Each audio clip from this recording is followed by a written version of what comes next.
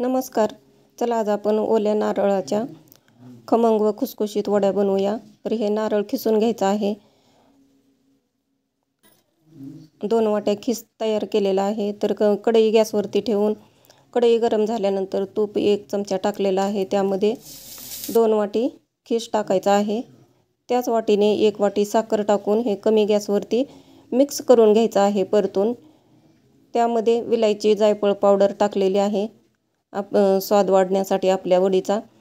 हे तयार झालेलं आहे सारण. तर आता प्लेटला तूप लावून घेतलेलं आहे.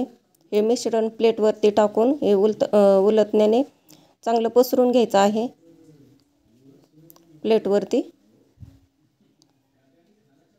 कोमट झाल्यानंतर हे वड्या पाडून घ्यायच्या आहेत. ह्या झाल्या ओल्या नारळाच्या वड्या तयार. आवडल्यास नक्की लाईक करा, शेअर करा, सबस्क्राईब करा. मस्त खा, स्वस्त रहा.